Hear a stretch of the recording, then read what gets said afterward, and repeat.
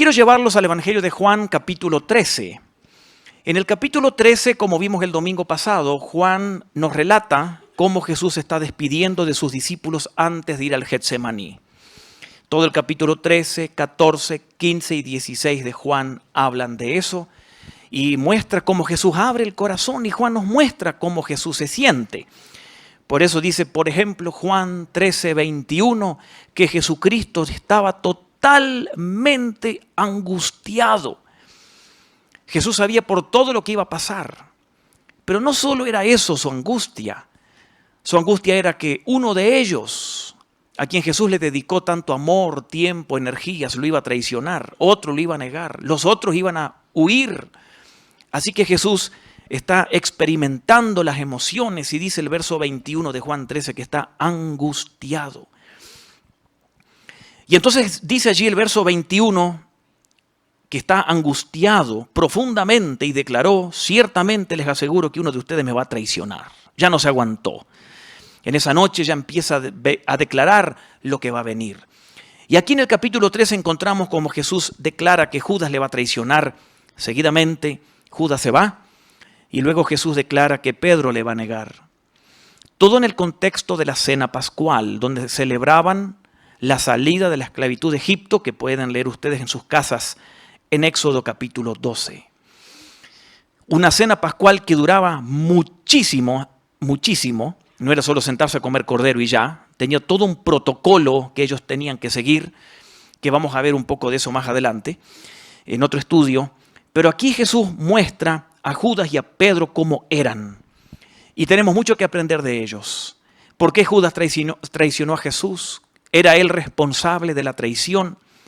¿Cuál es la diferencia entre lo que hace Judas y Pedro? ¿Por qué a Judas no lo imitamos y ni siquiera al chucho le ponemos por nombre Judas? Pero a Pedro sí, a veces a los hijos le ponemos por nombre Pedro. Pedro hoy en día es un digno ejemplo de imitar. Judas traicionó a Jesús y lo vendió por unas monedas de plata. Pedro negó a Jesús.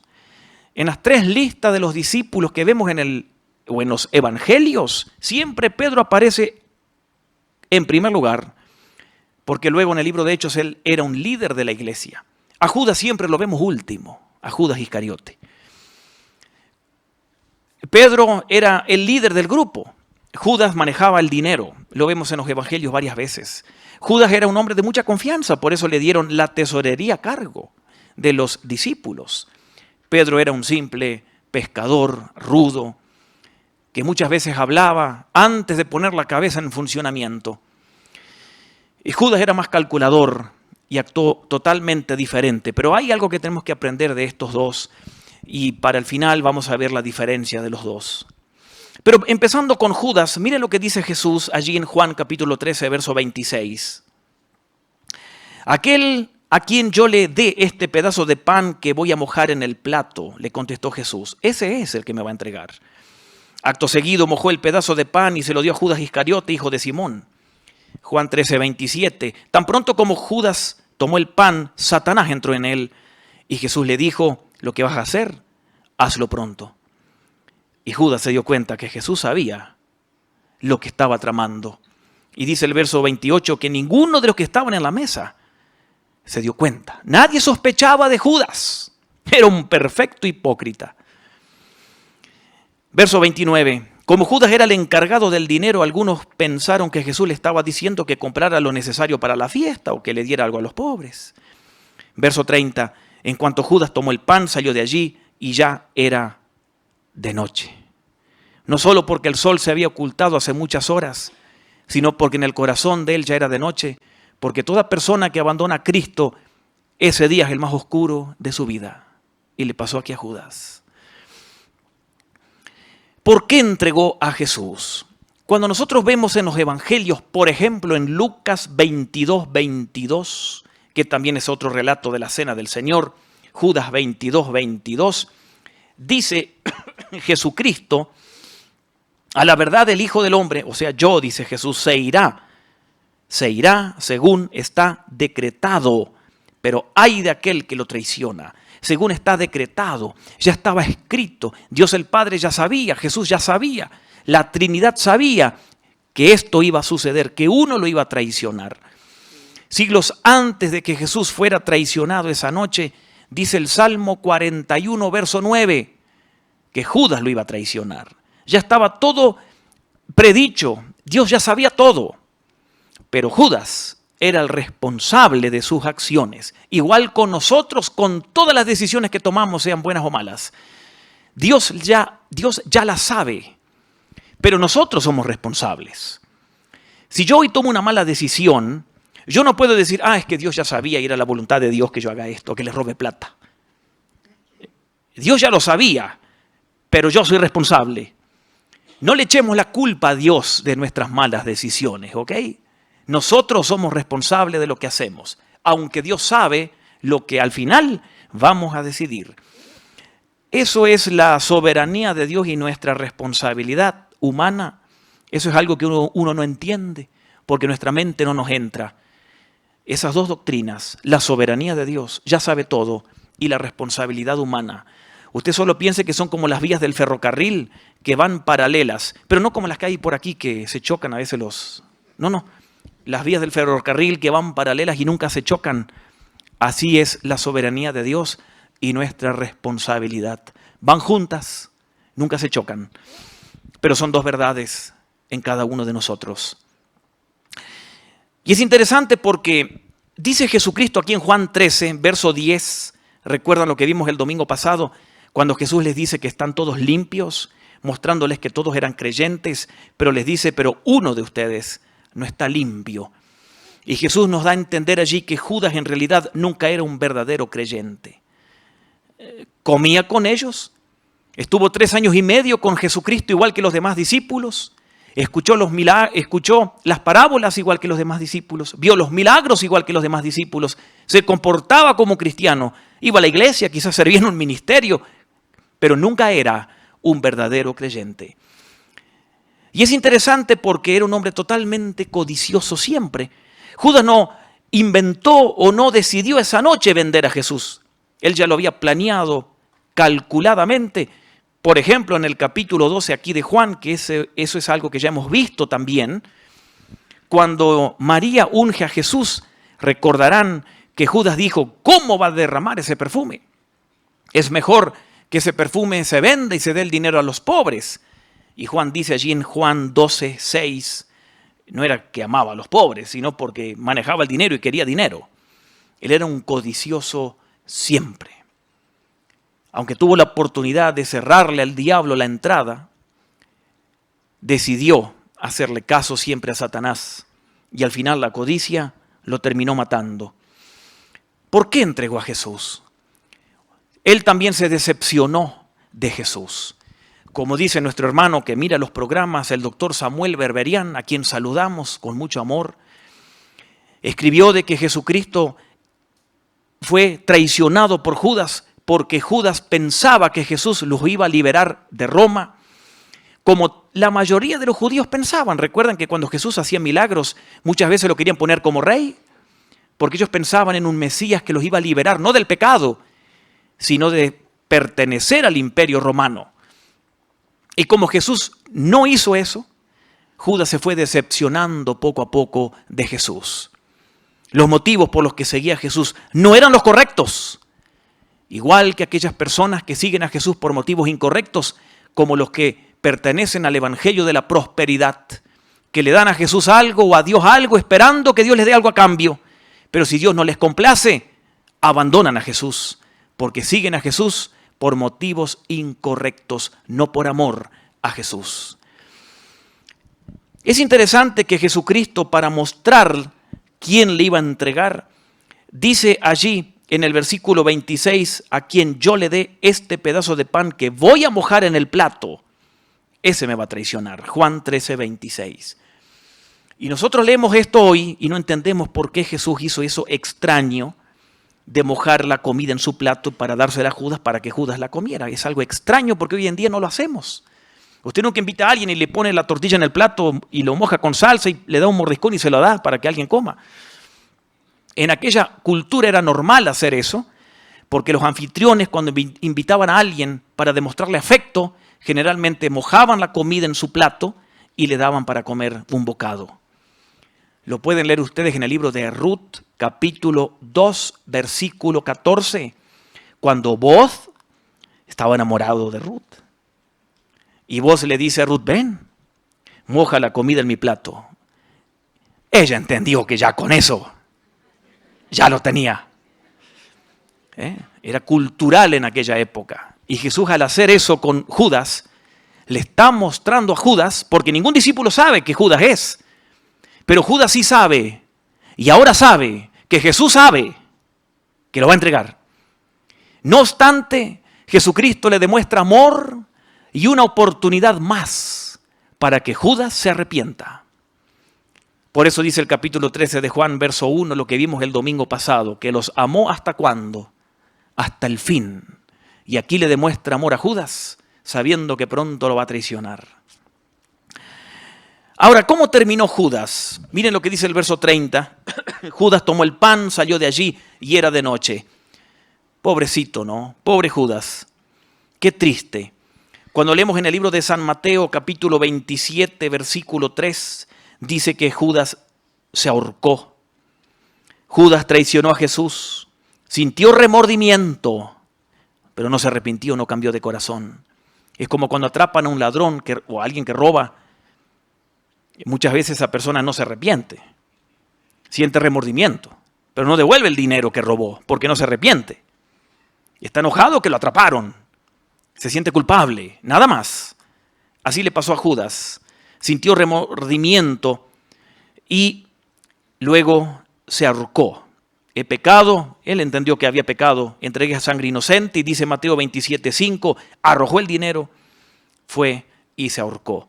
En el libro de Hechos da más detalles sobre cómo terminó Judas, porque dice el libro de Hechos capítulo 1 que tenía que elegir un sucesor de él, de Judas Iscariote. Es interesante porque ustedes pueden leer allí en Hechos capítulo 1, versículo 13, también se nos muestra la lista allí de los discípulos, quienes eran, los mismos que están en los evangelios, y a quién se nombra primero allí en Hechos capítulo 1. Verso 13, a Pedro. Noten que siempre Pedro está primero, pero no les puedo decir que en esta lista se menciona último a Judas Iscariote. ¿Por qué? ¿Qué le pasó ya? Ya se mató. Aquí en Hechos ya Judas Iscariote no está. Entonces van a escoger a Matías para reemplazar a Judas. Y dice Pedro, que toma la palabra, dice en el capítulo 1 de Hechos, verso 17, Judas se contaba entre los nuestros y participaba en nuestro ministerio. Y con el dinero que obtuvo por su crimen, Judas compró un terreno, se ahorcó, dice Mateo, se cayó de cabeza, se reventó y se le salieron las vísceras, o sea, las tripas, en buen chapín. Qué muerte, ¿no? Qué fin que tuvo esta persona teniendo la oportunidad y los privilegios que ninguno de nosotros tiene, porque estuvo 3 años y medio con Jesús físicamente. Pero le entregó su alma totalmente a Satanás. Satanás entró en él y así terminó Judas, ahorcándose, y es un mal ejemplo para todos. Y después tenemos allí a Pedro también, que noten ustedes que cuando Judas salió, dice el verso 31 de Juan 13, ya Jesús está más tranquilo, porque aquel ya se fue. Ahora Jesús está con los suyos. Y todo lo que Jesús va a decir en el capítulo de ahora en adelante, capítulo 14, 15 y 16, se lo dice a los suyos, a los que Él ama. Y Jesucristo les va a decir, mis queridos hijos, poco tiempo me queda para estar con ustedes. Juan 13, 33. Me buscarán, y lo que antes le dije a los judíos, ahora se los digo a ustedes. A donde yo voy, ustedes no pueden ir. Verso 34 de Juan 13, les doy un nuevo mandamiento, ámense, ámense. Verso 35, de este modo la gente va a saber que son mis discípulos si se aman. Pero ellos no sabían qué decía Jesús, ellos nunca entendieron que Jesús iba a morir luego. Y por eso Pedro le pregunta a Jesús en el verso 36, ¿y a dónde vas? ¿Te vas a Roma, a España? ¿A dónde vas? A donde yo voy no pueden seguirme ahora. Cuando se mueran van a ir ahí, pero ahora no. Y Pedro dice en el verso 37, Señor, ¿por qué no puedo seguirte ahora? Por ti daré hasta la vida. Verso 38, Jesús lo mira a Pedro, directo a los ojos. Tú darás la vida por mí. Tú, Pedro, vas a dar la vida por mí. De veras te aseguro que antes de que cante el gallo, eso de las 12 a las 3 de la mañana, en la tercera vigilia, antes que cante el gallo, me habrás negado 3 veces. En poquitas horas, Pedro, tú vas a dar la vida. Antes que cante el gallo, me vas a negar. Y ahí tenemos cuando Jesús le dice a Pedro lo que le dice. Y nos preguntamos, ¿qué le pasó a Pedro? Pedro tenía un problema que ojalá que nosotros intentemos no tenerlo. Pedro no conocía su yo. Él no sabía el potencial para pecar que tenía si vivía independientemente de Jesús. Igual que todos nosotros. Cada uno de nosotros tenemos un potencial para pecar enorme. Por eso a usted no le tiene que sorprender cuando cae un cristiano. O sea, nos tiene que doler, pero no se sorprenda, porque el potencial de pecar todos lo tenemos. ¿Para qué esto nos ayuda? Para depender más del Señor. Miren lo que Pedro dice, muestra una autoconfianza ciega en sí mismo. Señor, yo te seguiré y voy a dar mi vida por ti. La verdad fue lo contrario. Jesús dio la vida por Pedro. Y Pedro lo que hace es negar a Jesús. Ahora, cuando pensamos aquí en Pedro y en Jesús, recordemos algo. Primero, Jesús conocía a Pedro totalmente, 100%. Y Jesús conocía las debilidades de Pedro, los fracasos de Pedro, las metidas de pata de Pedro. Jesús lo conocía bien como era. Y eso nos lleva al otro punto. Por lo tanto, Jesús también conocía que Pedro lo amaba entrañablemente. Y no hay duda de eso. Y cuando Pedro dice, voy a dar mi vida por ti, no hay duda que Pedro estaba seguro, que lo amaba tanto que iba a dar la vida. Por eso cuando horas más tarde arrestan a Cristo, hay un discípulo que sale con la espada para matar a alguien y le cortó la oreja porque no era bueno para la espada. Y no le pudo cortar la cabeza. ¿Quién era? Pedro. Pedro amaba a Jesús entrañablemente. Y eso nos lleva al otro punto.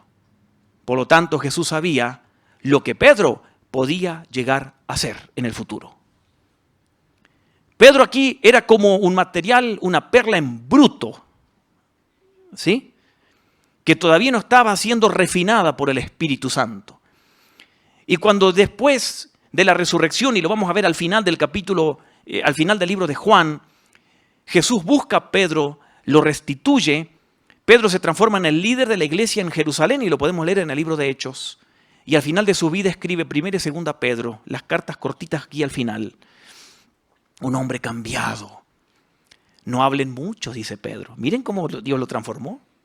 Piensen antes de hablar. No busquen venganza. Guarden la espada. Miren cómo fue cambiado. Por eso Jesús lo conocía re bien. Conocía todas sus debilidades. Por eso Jesús sabía también que Pedro lo amaba sinceramente. Y por eso Jesús sabía que ese hombre podía llegar a ser oro en las manos de Jesús. Y entonces Jesús allí le va a predecir a Pedro lo que va a suceder y a Judas. Y nos preguntamos hoy, ¿cuál es la diferencia? Por eso es el título de este sermón, ¿cuál es la diferencia entre Judas y Pedro? De todos los discípulos de Jesús, de los que más sabemos son de Judas Iscariote y Pedro. Los dos escucharon a Jesús, convivieron con Jesús, durmieron juntos, comieron juntos, compartieron 3 años y medio, pero con 2 finales diametralmente opuestos. ¿Por qué? Jesús amaba a los dos, pero hay una diferencia entre la relación de cada uno de ellos con Jesús. Pedro hoy es un modelo para nosotros, Judas no.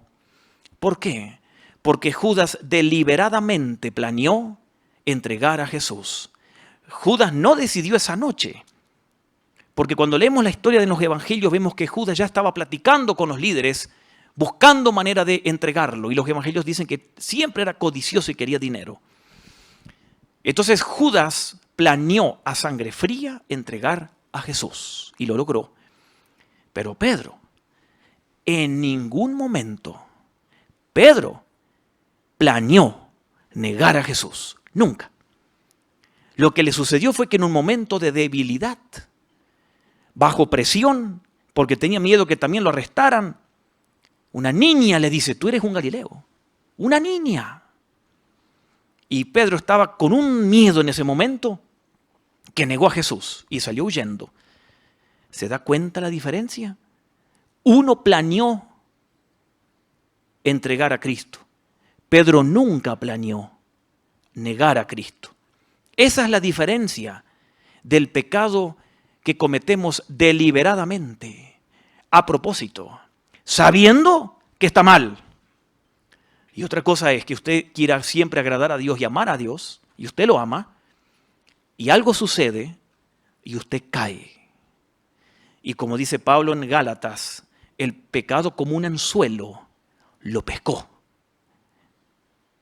sin estar preparado para defenderse. ¿Se da cuenta la diferencia? El problema es que pensemos que queremos traicionar a Jesús, pecando. Otra cosa es que pasa algo y caímos, diciendo algo que no debemos. Una cosa es que, por ejemplo, algo sencillo, usted aquí a la salida está pensando en sus problemas y en las deudas y esta semana, a fin de mes, hay que pagar todos los servicios y usted está preocupado y pasa un hermano ahí y usted ni le saluda.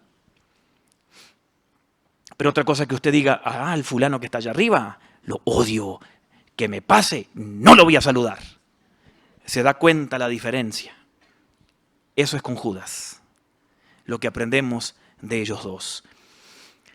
Judas dice Mateo 27:3 que sintió remordimiento, pero no cambió el corazón. Lucas 22:62 dice que Pedro, después de negar a Jesús, se fue solo y lloró amargamente. Ahí está el corazón de un hombre que ama a Dios. ¿Cuántas veces nosotros hemos fallado y el Espíritu Santo nos muestra que está mal y nos quedamos tristes, ¿verdad? A veces lloramos, a veces nos sentimos mal. ¿Y qué hacemos? Lo que dice Juan en 1 Juan 1:9, si confesamos los pecados, Él es fiel y justo y nos perdona. Y seguimos adelante. Pero otra cosa es como Judas, yo voy a pecar y me vale.